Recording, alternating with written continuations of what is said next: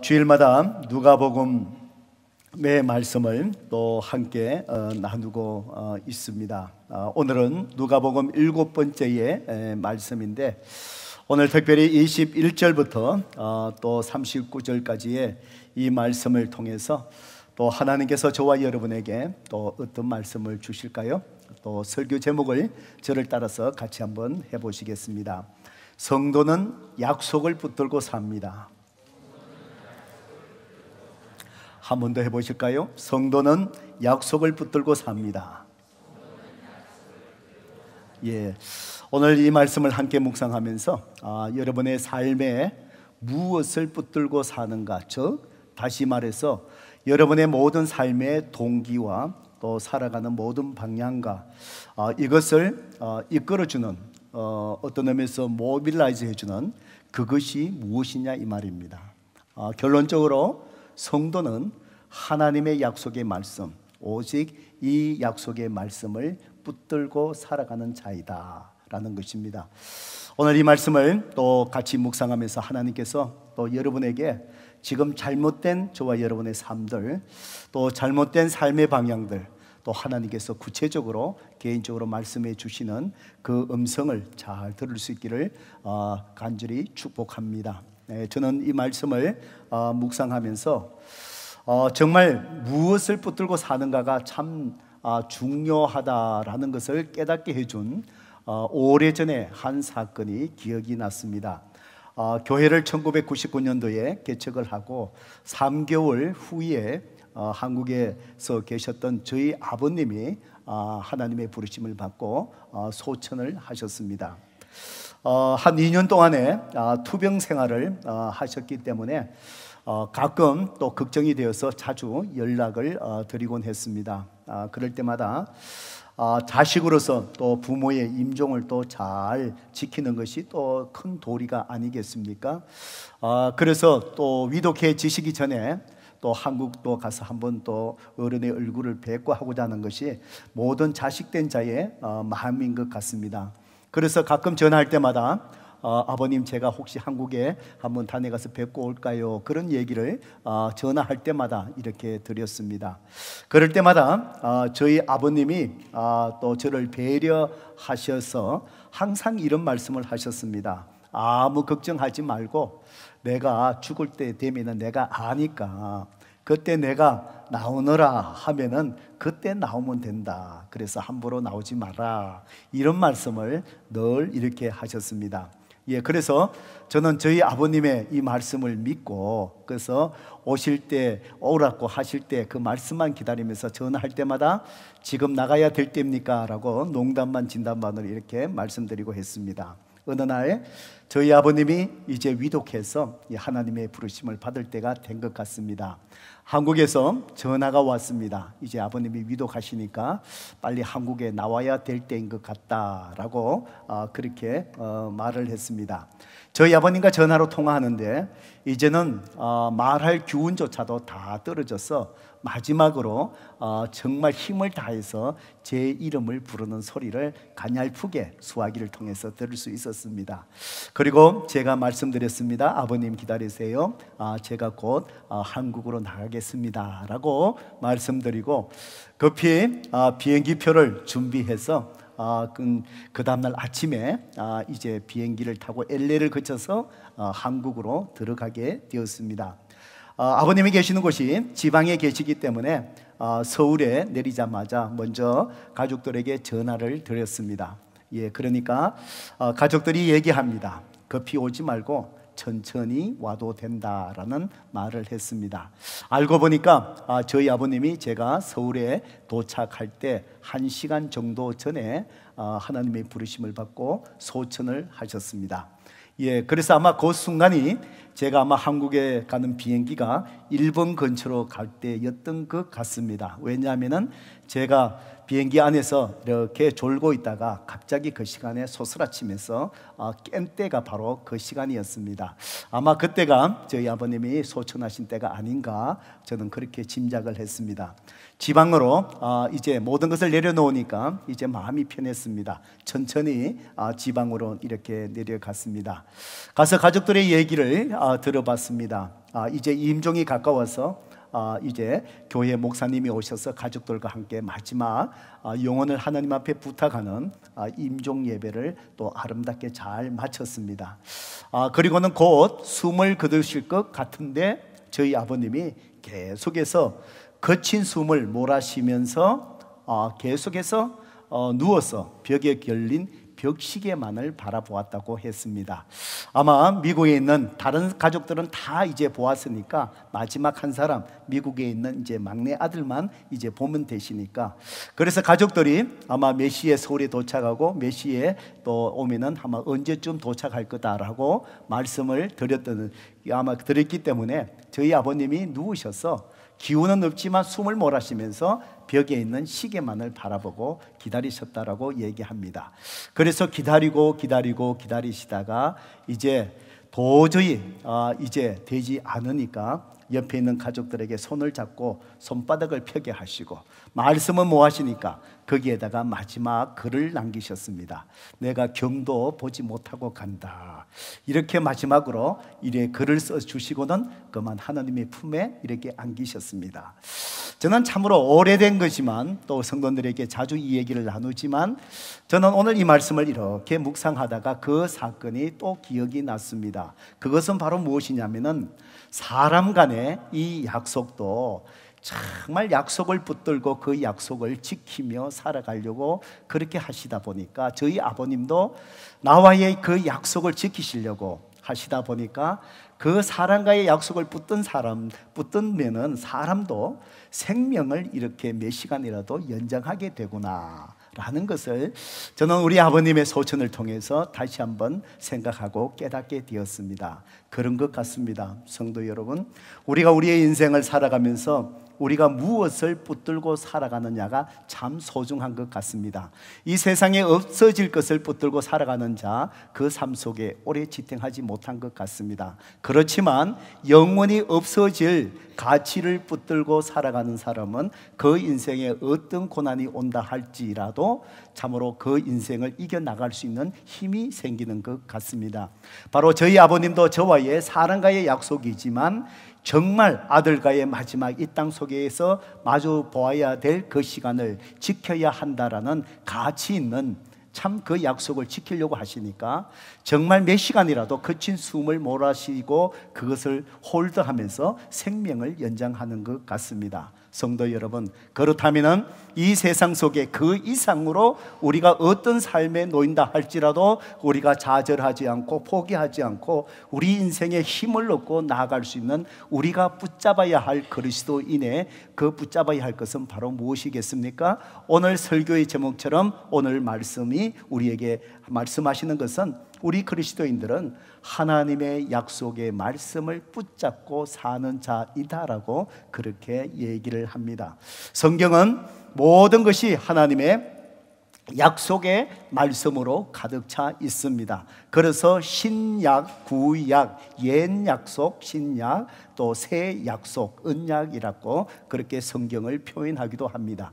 예수님이 오시기 전에 구약에 살아간 하나님의 백성들은 바로 하나님께서 언약하신 그 약속을 붙들고 살아갔습니다. 하나님은 아브라함을 부르시고 우리를 죄에서 구원하시기 위해서 너로 하여금 지시할 땅으로 가라 땅을 약속하셨고, 너로 하여금 큰 민족을 이루게 하겠다 민족을 약속하셨고, 그리고 너로 하여금 축복의 통로자, 즉 너의 자손을 통해서 올 메시아를 통해서 모든 사람이 구세주를 믿고 구원받게 될 축복의 통로자로 너를 삼으시겠다라는 구원의 언약을 하시고, 아브라함도 그 언약을 붙들고 살아갔고 그의 후손들도 언약을 붙들고 살아갔습니다. 그래서 창세기 12장 이후에 보면은 4명의 족장이 나오는데 아브라함, 이삭, 야곱, 이 요셉이 바로 이 하나님의 약속을 붙들고 어떻게 믿음으로 살아갔는가를 기록하고 있는 것이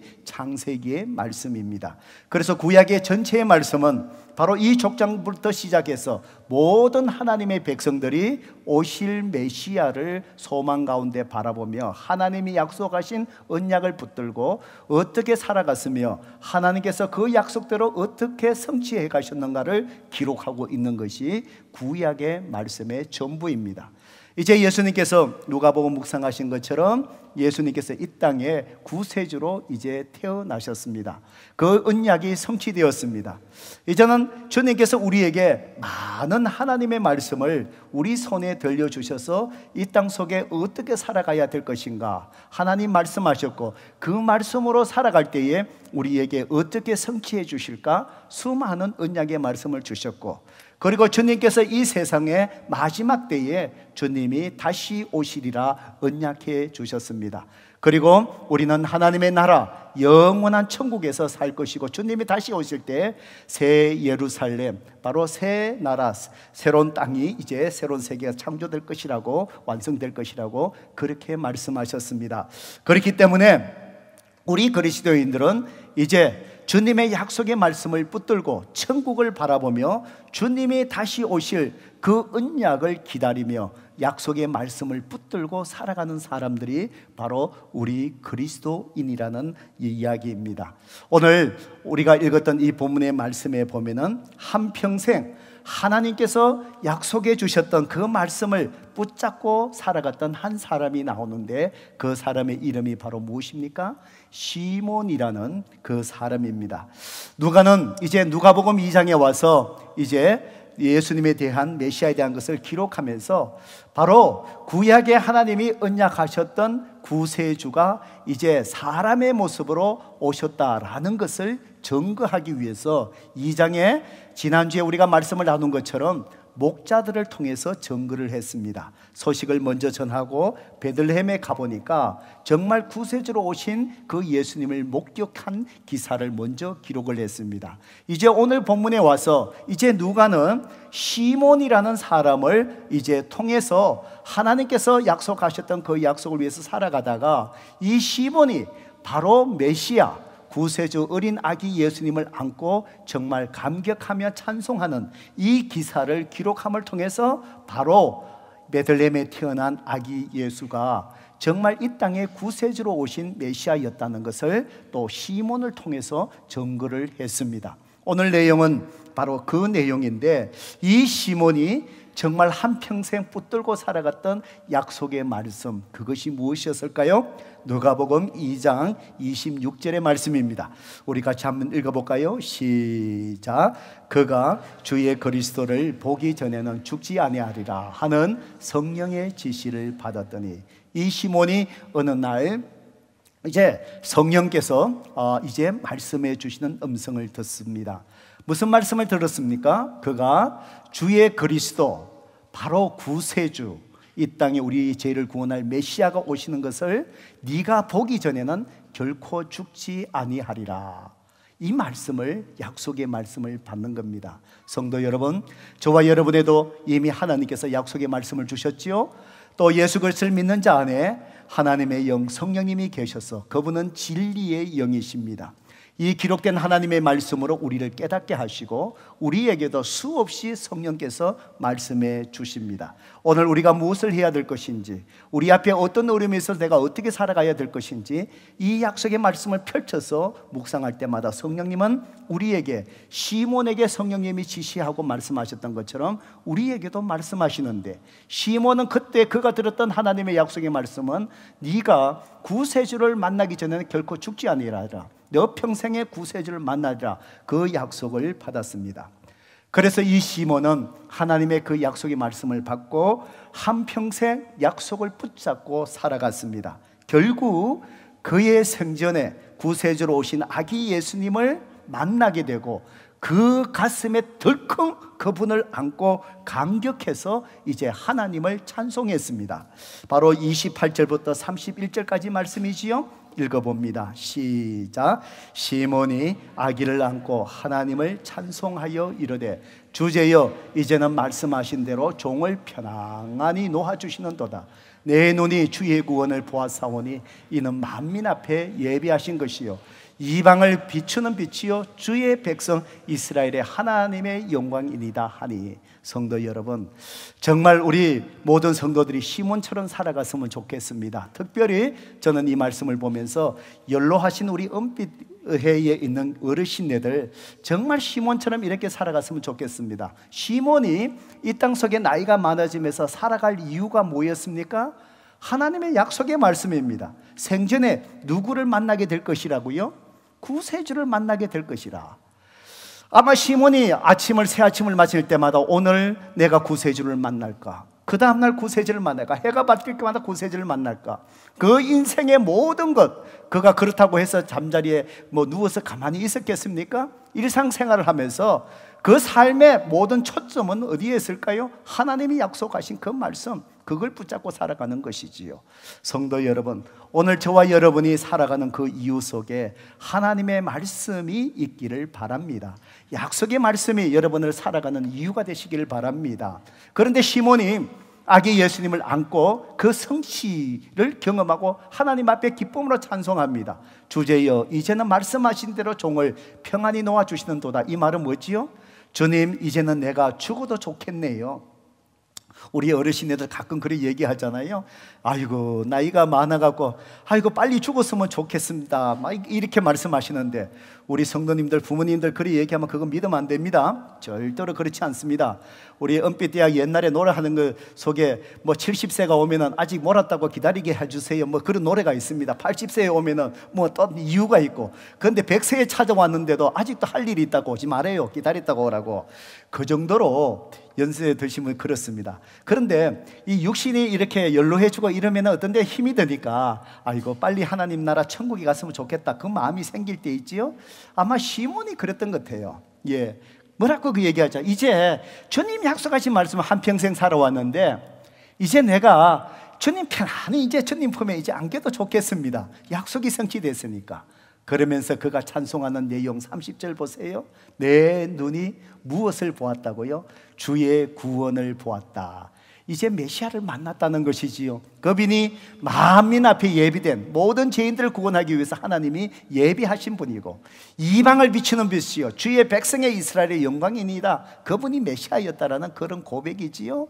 성도 여러분, 하나님의 말씀을 붙들고 살아가는 자 순간순간마다 하나님의 말씀이 그대로 이루어지는 신앙생활의 경험, 그 속에서 시몬처럼 삶에 무엇이 생기는 것이지요? 찬송이 생기는 거예요. 기쁨이 생기는 거예요. 성도 여러분, 저는 이 하나님의 말씀을 붙들고 사는 자의 이 축복이 저는 그것이라고 생각합니다. 여러분, 영이신 하나님을 우리가 어떻게 다 알 수 있겠습니까? 평생을 알아가도 하나님의 마음, 그 하나님을 다 어떻게 알아갈 수 있겠습니까? 그렇지만 이 하나님의 약속의 말씀을 붙들고 기도하라 구하라 그러면 모든 것을 이루어 주신다. 가능케 하신 하나님, 정말 내 아픔과 슬픔을 주님 앞에 내어놓을 때 나를 위로해 주시는 하나님, 머리털까지 샘바 되셔서 나에게 부족함이 없게 하신 하나님, 이 하나님의 말씀에 약속의 말씀을 붙들고 그 고통 속에, 눈물 속에, 고통 속에 말씀을 붙들고 믿음으로 말씀 속에 나아갈 때, 그때 정말 부족함이 없게 하신 하나님, 내 아픔을 썰어만져 주시는 하나님, 모든 것을 가능하게 하신 하나님, 그 하나님을 순간순간 삶의 고비에 만날 때 그 순간에 이 시몬처럼 바로 뭐지요? 터져나오는 삶의 감격과 기쁨과 찬송, 이것이 진정으로 하나님이 우리에게 누리게 하신 그리스도 안에 있는 풍성한 삶의 모습이 아닐까요? 여러분, 이 시몬은 하나님 앞에 이렇게 찬송한 거예요. 성도 여러분, 여러분의 삶의 기쁨과 감격에 매일의 새로운 하루를 맞이하고 싶으십니까? 하나님의 살아있는 말씀을 붙드시기를 바랍니다. 살아있는 생명의 말씀을 붙잡고 그 말씀이 여러분의 삶 속에 역사하시게끔 내어놓으십시오. 그럴 때 우리는 날마다 이런 하나님, 이런 하나님, 이런 하나님, 그 하나님을 만난 체험한 감격 속에서 시몬처럼 찬송하며 기뻐하며 살아가는 삶을 우리가 살아가게 될 줄로 믿습니다. 우리 그리스도인들은, 모든 그리스도인들은 하나님의 말씀을 붙잡고 살아가는 자입니다. 그렇다면 시몬은 어떻게 하나님의 약속의 말씀을 붙잡고 한평생 살아갔을까요? 오늘 저와 여러분이 하나님 말씀을 붙잡고 우리는 주님 부르시는 그날까지 어떻게 살아갈 수 있을까요? 오늘 이 본문을 통해서 하나님은 우리에게 두 가지를 말씀해 주십니다. 첫 번째로 25절의 이 말씀입니다. 우리는 하나님의 약속의 말씀을 붙잡고 살아간다면 우리는요 항상 세상과 구별된 생활을 하셔야 됩니다. 왜 그렇습니까? 세상 사람들은 세속의 가치를 붙들고 살아가는 사람입니다. 우리 그리스도인들은 세상의 가치, 세상의 물결을 거슬려서 하나님의 말씀의 가치를 붙들고 살아가는 사람이기에 분명히 세상 속에 우리 그리스도인의 삶의 모습은 구별되게 되어 있습니다.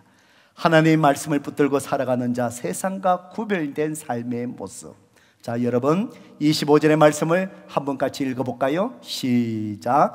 예루살렘에 시몬이라 하는 사람이 있으니 이 사람은 의롭고 경건하여 이스라엘의 위로를 기다리는 자라.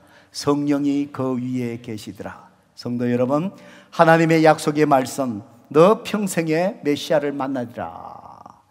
그 약속에 붙들고 살아가는 시몬, 바로 이 사람은 어떻게 살아갔다고요? 의롭고 경건하게 살아갔다라고 성경은 기록합니다. 그는 이스라엘의 위로를 기다리는 자라. 그 위로가 누구를 얘기합니까? 메시아를 얘기하는 것이지요. 그는 메시아를 기다리면서 하나님 앞에 세상 속에서 의롭고 경건하게 살아갔다. 여러분, 의로움이 바로 무엇입니까? 의롭다는 것은 공정하다, 바르다라는 의미입니다. 무엇에 바르고 공정하다는 얘기일까요? 하나님의 관계가 공정하고 바르다 이 말입니다. 그 얘기는 시몬은 이 약속의 말씀을 붙잡고 살아갈 때에 하나님과의 관계 속에서 항상 시몬은 바른 관계, 그런 의로운 자로 살아갔다는 것이고, 경건하게 살아갔다는 것은 바로 무엇을 의미합니까? 신중하다, 굉장히 경계하다, 조심스럽다 이 말입니다. 무엇에 조심스럽고 무엇에 경계하며 신중하다는 것이지요? 하나님의 말씀입니다. 그래서 시몬은 하나님과의 바른 관계 속에서 하나님께서 주신 그 율법의 말씀 속에서 내가 어떻게 순종하며 하나님의 약속을 붙든 자로서 삶을 살아갈까? 그는 항상 조심하며 두려운 마음으로 하나님 앞에서 의롭고 경건한 자로 살아갔다는 것이지요. 그 누가 옆에서 보았더라도 시몬의 삶은 분명히 달랐을 것입니다. 왜 저 사람은 다를까? 저 사람은 하나님의 약속의 말씀을 붙들고 살아가는 자이구나 라는 뚜렷한 것이 그의 삶 속에 보여졌다는 것이지요. 성도 여러분, 그런 것 같습니다. 오늘 우리 그리스도인들이 하나님의 약속의 말씀을 붙들고 살아가는 자이기에 분명히 세속의 가지 속에 살아가던 사람과의 모습은 분명히 뚜렷한 구별됨이 우리 가운데 있어야 합니다. 저는 인터넷 이 말씀을 준비하다가 인터넷을 통해서 이 뉴스들을 이렇게 접하는데, 특별히 저는 크리스찬 신문을 두 개를 이렇게 균형 있게 읽어갑니다. 일반 신문도 좀 보수적인 신문이 있는가 하면은 또 진보적인 또 신문이 있지 않습니까? 예, 크리스찬 신문도 진보적인 신문이 있고 보수적인 신문이 있고 그렇습니다. 크리스찬 신문 중에 좀 진보적인 신문이 뉴스 앤 조이라는 신문이 있습니다. 여러분들 한번 인터넷 찾으시면 읽어볼 수 있습니다.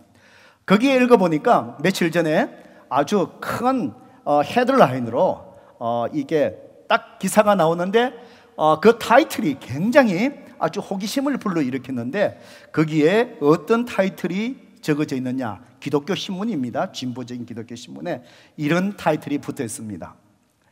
이명박의 하나님은 어떤 하나님일까? 이 기사가 다 붙었습니다. 굉장히 호기심을 불러일으키죠.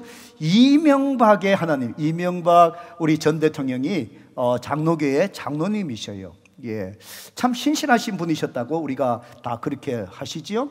이제 그런 분위기에 이명박의 하나님은 어떤 하나님일까? 왜 이 기사가 쓰여졌느냐 하면은 바로 그날, 바로 3일 전에 다스라는 회사가 이것이 이명박 대통령의 소유이냐 아니면 그분의 형님 거냐, 이것 때문에 한 오랫동안에 이게 말썽이 되어 왔습니다. 예, 말썽이 되어 오다가 이제 3일 전에 이제 1심 재판을 하게 되었고 선고를 하게 됐는데, 1심 재판에서 다스라는 회사는 이명박 전 대통령의 소유다라고 판사가 이제 판단을 하고, 그래서 15년을 선고했습니다. 구형이 아니고 15년 징역을 선언을 했습니다. 그 일들이 이렇게 있었으니까 이 진보적인 기독교 신문에서 그 기사를 소개하면서 이명박의 하나님은 어떤 하나님일까? 라고 하면서 기사를 이렇게 썼는데, 제가 거기에 발췌한 기사를 그대로 한번 읽어보겠습니다. 지난 3월 원래지요, 구속되었을 당시 이 전 대통령은 페이스북을 통해 바라건대 언젠가 나의 참모습을 되찾고 할 말을 할 수 있으리라 기대해 본다. 나는 그래도 대한민국을 위해 기도할 것이라는 심경을 적었다. 이어 9월 지난달이죠, 최후 진술에서도 기도를 언급했다. 이 전 대통령의 최후 진술이다. 지나온 여정을 돌아보면서 저를 지켜주신 하나님께 감사드렸다. 중량, 대한민국은 자유, 평화, 번영을 이루며 앞으로 더 크게 성장해 나가리라 믿는다. 저는 기도를 계속할 것이다. 어디에 있든 깨어있을 때마다 이 나라, 이 국민을 위해 기도할 것이다. 이 전 대통령의 말을 들으며 문득 이 같은 의문이 들었다. 도대체 이 전 대통령이 믿는 하나님은 어떤 하나님일까 하는 의문이다. 여러분, 많은 것을 생각하게 되었습니다. 아직 이제 1심 재판 처음 했으니까 이제 항소할 수 있고, 또 대부분까지 또 갈 수 있는 다툼의 여지들은 아직까지 많이 있기 때문에 우리가 뭐라고 단정하기는 어렵습니다. 만서도 정말 이런 기사를 보면서, 기독교 신문에서 쓴 기사잖아요. 예, 하면서 저와 여러분 우리 그리스도인들이 경각심을 가지고 우리가 드려야 될 메시지, 신문을 통한 그 메시지, 아마 이것은 일반 사람들의 그 의문을 대신해서 쓴 그 질문이 아니겠습니까? 바로 뭘까요? 핵심이 뭐라고 생각하십니까? 이명박의 하나님은 도대체 어떤 하나님일까? 그 핵심은 바로 무엇일까요? 기도를 이야기하고 하나님을 이야기하고 하지만 그분의 삶 속에 정말 세상 사람과 다른 뚜렷한 그 구별됨을 보지 못한다라는 의미가 아니겠습니까? 그 뚜렷한 구별됨이 없는 그 삶 속에 하나님을 이야기하고 나라를 위한 기도를 이야기하고 했을 때에 신문의 기자가 그리스도인이지만 봤을 때 도대체 저분이 믿는 하나님은 어떤 하나님이기에 세상에 구별된 삶의 모습이 없이 그 입술에 하나님을 올리고 기도에 대한 언급을 할 수 있을까? 의문을 하는 것이지요. 성도 여러분, 저를 포함해서 우리 그리스도인들은 하나님의 약속을 붙들고 살아가는 사람, 시몬처럼 우리 삶 속에 세상의 사람이 누가 보더라도 성도 여러분, 하나님과 정말 세상과 구별된 의롭고 경건한 삶의 모습에 투명한 확실한 선이 우리 가운데 있어야 한다는 얘기입니다. 저는 이것을 보면서 제 자신에게 물어봤습니다. 제일 가까이 있는 제 아내와 제 아이가 나를 바라볼 때 우리 아버지가 믿는 하나님은 도대체 어떤 하나님일까? 질문하면 어떨까 생각을 해보았습니다. 여러분은 어떻습니까? 오늘 가까이 있는 여러분의 가족이, 함께 일하는 여러분의 동료들이 여러분을 바라보았을 때 저 사람이 믿는 하나님은 도대체 어떤 하나님일까? 성도 여러분, 오늘 우리는 하나님의 약속의 말씀을 붙들고 살아가는 그리스도인입니다. 오늘 우리의 삶 속에 우리가 그렇게 부족하기에 우리는 더욱더 깨어있어서 정말 세상과 구별된 시몬 같은 의로움과 경건함의 뚜렷한 구별됨이 오늘 저와 가운데 있기를 주님의 이름으로 축복합니다. 두 번째로, 어떻게 우리는 약속의 말씀을 붙잡고 살아갈 수 있을까요? 오늘 26절, 27절의 말씀을 통해서 성경은 우리에게 말씀하십니다. 하나님의 약속의 말씀을 붙드는 자의 삶의 모습은 세속적인 가치를 따라가는 삶이 아니라, 내 생각이 내 삶을 주도해가는 삶이 아니라 항상 하나님의 영, 성령의 인도하심에 따라 살아간다라는 분명한 구별됨이 있다는 것입니다. 여러분, 한번 시몬을 한번 볼까요? 26절, 27절의 말씀입니다. 같이 한번 읽어보겠습니다. 시작. 그가 주의 그리스도를 보기 전에는 죽지 아니하리라 하는 성령의 지시를 받았더니 성령의 감동으로 성전에 들어가며 마침 부모가 율법의 관례대로 행하고자 하여 그 아기를 데리고 오는지라. 여러분, 단편적이지만 이 시몬의 삶의 전부를 보여주는 것 같아요. 이 시몬의 삶의 모든 행동과 삶의 한 걸음 한 걸음의 그 속에, 시몬의 생각 속에 그 모든 행동을 옮겨놓는 것은 아닌 것 같아요. 이 짧은 두 절의 이 말씀에 보세요. 그가 그리스도를 보기 전에 죽지 아니하리라 라는 약속의 말씀을 받은 것도 자기의 의지가 아니라 성령의 지시함, 성령님께서 말씀해 주신 것. 그리고는 예수님이 태어나셔서 이제 관례대로 이제 유대인들이 태어나면 8일 만에 성전에 가서 할례를 행합니다. 그리고는 이름이 지어집니다. 그리고는 40일째가 될 때에 부모가 아기를 데리고 가서 정결의식을 하게 됩니다. 제물을 드리고 그 다음에 정결의식을 하는데, 바로 이때 예수님이 이제 어머니가, 부모가 아기를 안고 40일째 될 때에 정결의식을 하기 위해서 성전 안으로 들어온 거예요. 그때에 이 시몬이 성령의 감동으로 자기도 모르게 성전에 들어가게 된 거예요. 성경에 보면은 이 시몬이 어떤 사람인가에 대해서 구체적으로 설명을 하고 있지 않습니다. 아마 이 사람은 제사장이 아니었을 수도 있습니다. 그런데 자기도 모르게 성령님이 그를 이끄시니까 성전 안으로 들어가는 거예요. 들어갔는데 마침, 성경은 마침이라고 표현을 합니다. 그때 율법의 관례대로 행하고자, 정결의식이지요, 40일째에 아기 예수님을 안고 부모가 오는 거예요. 조금 전에 우리가 본 것처럼 그때 자기도 모르게 그 아기 예수님을 가로채어서 자기 품에 안는 거예요. 만약에 이 시몬이 제사장이 아니었다 하면은 얼마나 부모와 그 주위에 있는 사람이 당황스러웠을까요? 당황스러웠을까요? 그렇게 안고는 이 시몬이 하나님을 찬양하는 거예요. 성도 여러분, 하나님의 약속의 말씀을 붙잡고 살아가는 시몬의 삶의 한 모습을 보여주는 것이 아니겠습니까? 그는 모든 삶 속에 이 아기 예수님 구세주를 만나는 이 사건조차도 성령님이 말씀하셨고, 성령님이 그 안에 들어가게 하셨고, 성령님께서 마음에 감동함을 통해서 그 예수님을 안게 하셨고, 이 모든 그의 삶 속에 항상 모든 것을 이루어가고 이끄시는 분은 그가 아니라 누구였다는 것이지요? 성령님이 이끌어 주셨다는 것이지요. 그렇습니다. 오늘 하나님의 약속을 붙들고 살아가는 저와 여러분은 오늘 우리의 생각이 우리의 삶을 이끌지 않게 하셔야 합니다. 하나님의 약속의 말씀을 붙잡고 살아가는 자, 세상의 가치가 여러분의 발걸음을 재촉하지 않게 하셔야 됩니다.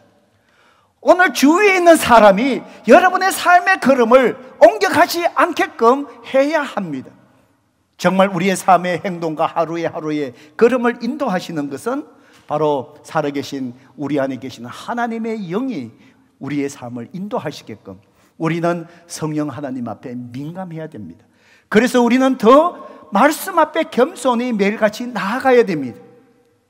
하나님을 향하여 뭔가를, 우리의 필요를 구하기 전에 하나님께서 내 삶을 어떻게 인도하실까, 성령의 잔잔한 목소리를 듣기 위하여 우리는 하나님 앞에 마음의 문을 열고 우리의 길을 열고 성령의 음성을 우리는 들을 수 있어야 합니다. 하나님께서 기뻐하시는 자리에 우리가 그 자리에 머물러야 하고, 하나님이 멈추는 곳에 우리는 멈출 수 있는 것, 성령의 인도하심을 받는 것, 이것이 하나님의 말씀을 붙잡고 살아가는 자의 모습이라는 것입니다. 여러분은 어떻습니까? 오늘 여러분 하루의 삶에 무엇이 여러분의 삶을 이끌어 가십니까? 무엇이 여러분의 삶을 움직이게 하십니까? 무엇이 여러분의 마음속에 열정을 불어넣습니까? 하나님의 약속의 말씀을 붙잡고 있는 자, 바로 성령님께서 우리 삶의 인도자가 되셔야 한다는 사실입니다. 성경에 보면은 많은 하나님 앞에 쓰임받은 사람들은 하나님의 약속의 말씀을 참 붙들고 어떤 환경 속에서도 굴하지 아니하며 나아갔던 것 같습니다. 그 중에 대표적인 사람을 얘기하라면 저는 바로 믿음의 조상 아브라함이 아닌가 싶습니다. 여러분 히브리서 11장 8절부터 10절에 보면은 이 아브라함이 하나님의 약속의 말씀을 붙잡고 어떻게 살아갔는가를 기록하고 있는데, 그것이 오늘 우리가 약속의 말씀을 붙잡고 살아가야 될 그 모습인 것 같습니다.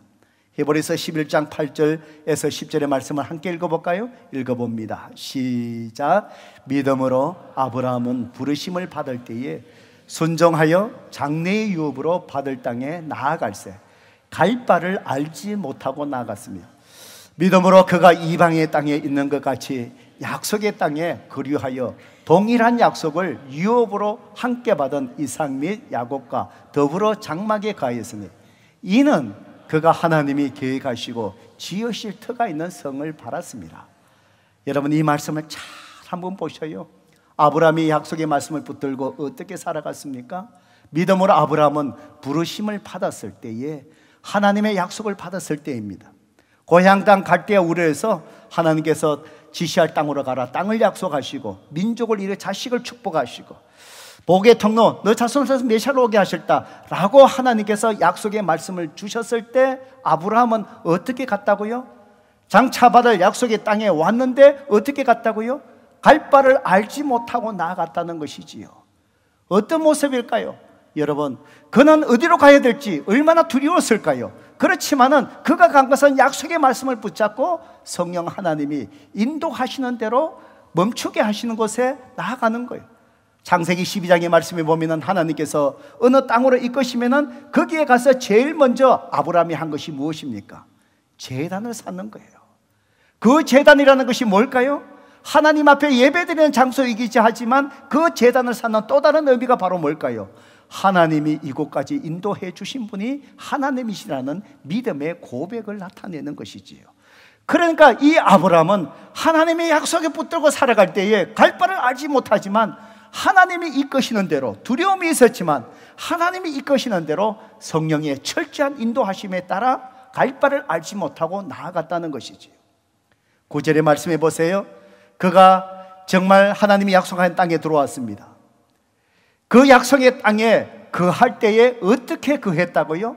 이방의 땅에 있는 것 같이 거했다 그랬습니다. 그래서 그 아들들과 함께 더불어 어디에 거했다고요?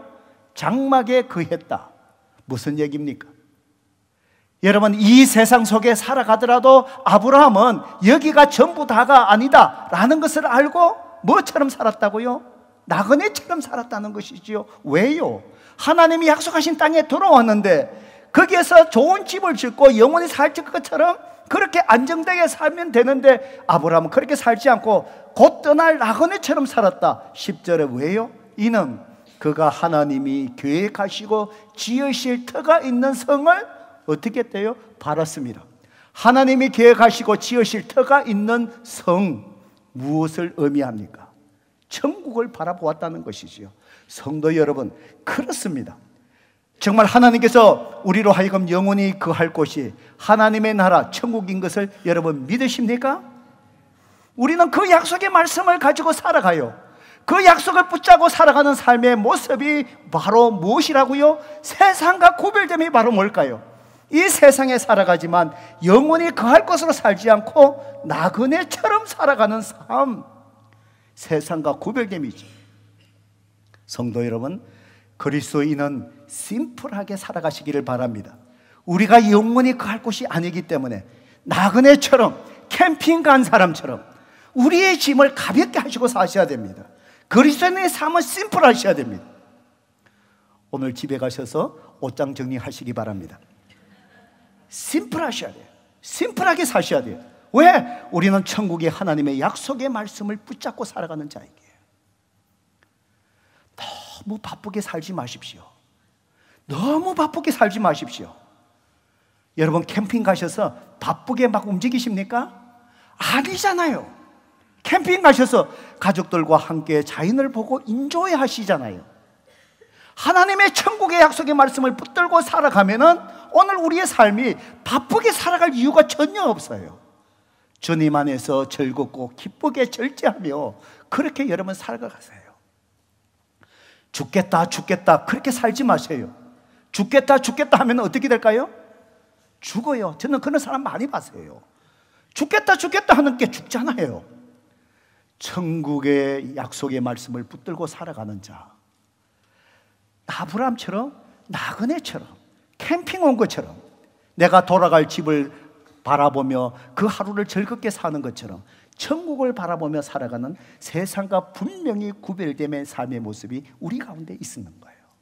성도 여러분, 오늘 하나님의 약속의 말씀 붙잡고 정말 이 땅 속에 한 분밖에 없는 앞으로 남은 인생 지혜롭게 살아갈 수 있는 저와 여러분 되기를 주님의 이름으로 축복합니다.